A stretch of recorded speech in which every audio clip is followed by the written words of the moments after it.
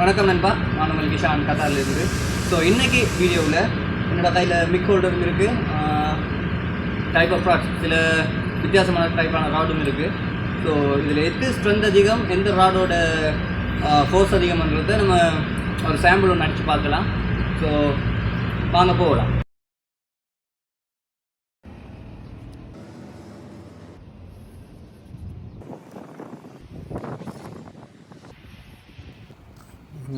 இந்த ரோடு வந்துட்டு 6010, இது 7018, இது 6013, இது மிக் ஹோல்டர்.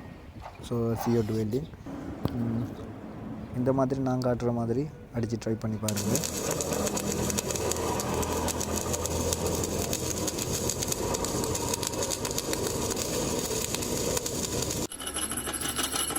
ஸோ ஃப்ளெக்ஸை தட்டிட்டு பார்க்கலாம்.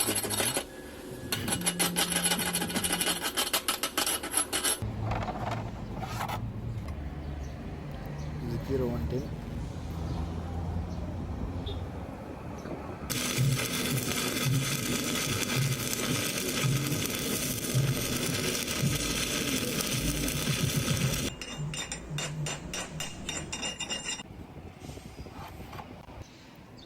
E6013.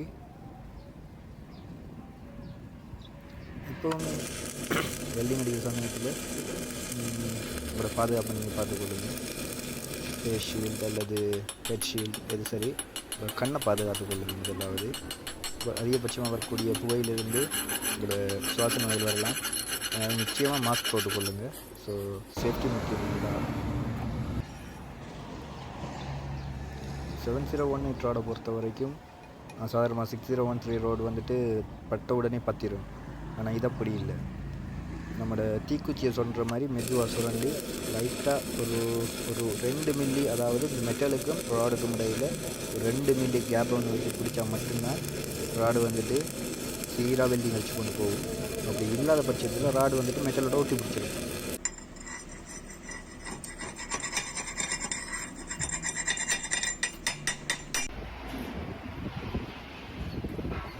ஸோ எல்லாம் அடிச்சு முடிஞ்சது, பாலிஷ் பண்ணி இருக்குது.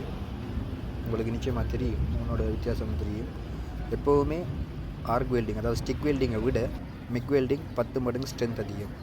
எனிவேஸ், என்னோடய வீடியோவை பார்த்ததுக்கு ரொம்ப நன்றி.